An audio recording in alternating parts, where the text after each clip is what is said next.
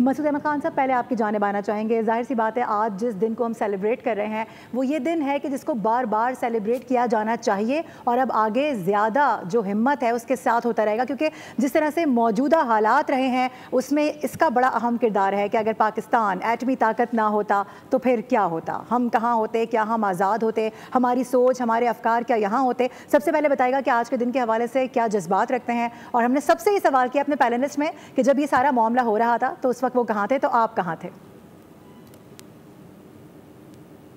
जी बहुत शुक्रिया। देखें कि पहले तो मैं ये बताऊं कि जब मैं उस वक़्त क्वेटा ही में पोस्टेड था और मैं वहाँ पे मौजूद था, मेरी यूनिट वहाँ पे थी और जब ये धमाके हो रहे थे। और सेकेंडली बात ये है कि देखें कि आज का दिन जो है 28 मई का दिन एक हम कह सकते हैं कि एक नेशनल प्राइड का दिन है, सेलिब्रेशंस का दिन है, एक हिस्टोरिकल अटैचमेंट का दिन है, जिस दिन पाकिस्तान एक 7th न्यूक्लियर पावर बना और फर्स्ट मुस्लिम पावर बना। और इसके साथ साथ देखें कि we restore the strategic balance जो साउथ एशिया में था, वो हमने बैलेंस को रिस्टोर किया और पाकिस्तान के दिफा को हमने इनविंसिबल बनाया है और पूरी दुनिया में एक मैसेज गया। और जिससे देखें कि ये जो इंडिया ने 5 धमाके किए थे पोखरान में और वो 11 और 13 मई को किए थे, हमने 6 धमाके किए, 28 मई को 5 किए और छठा खारान के डेजर्ट में किया, तो 6 धमाके थे। और पाकिस्तान ने अपनी जो कैपेबिलिटीज़ थी न्यूक्लियर फील्ड में वो भी हमने इस्टेब्लिश किया और दुनिया के सामने एक मजबूत मुल्क के तौर पे उभर के सामने आया।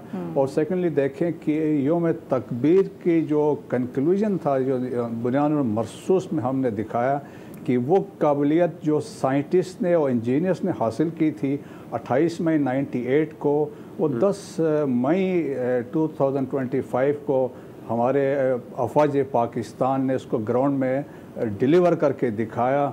और यही वो एक डेटरेंस था जो इस्टेब्लिश हुआ और पाकिस्तान ने न सिर्फ कन्वेंशनली हमने अपना आप को साबित करके दिखाया कि हम एक फ़ोर्स हैं, और जिस तरीके से हमने डिमॉन्स्ट्रेट किया, चाहे हमारी एयर फोर्स थी वो दे डोमिनेटेड द एयर सुपीरियरिटी अपनी शो की। इसके बाद जो हमारे ग्राउंड फोर्सेस थे लाइन ऑफ कंट्रोल में, इट वाज फेनोमिनल सक्सेस जो अभी तक सामने नहीं आई है, लेकिन हंड्रेड्स ऑफ इंडियन सोल्जर्स वहाँ पे मारे गए हैं, उनकी पोस्टें निकल गई हैं, बहुत सारे कुछ वहाँ पे कुछ हो चुका है। और इसके बाद देखें कि हमारे जो फतेह 1 और फतेह 2 जो रॉकेट सिस्टम यूज़ हुए हैं, देखें हमने तो हमारे पास तो एक सीरीज़ है 1 to 4 हैं, लेकिन हमने 1 to 2 यूज़ किए हैं। और इसमें ये भी कैपेबिलिटी थी कि साइमल्टेनियसली 8 रॉकेट्स लॉन्च हो सकते हैं, 8 डिफरेंट टारगेट्स थे।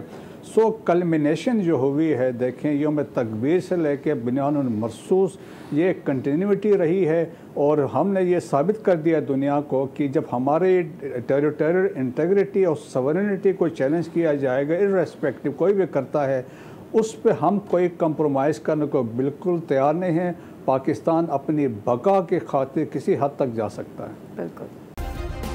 सब्सक्राइब करें और बेल दबाएं ताकि कोई खबर रह न जाए।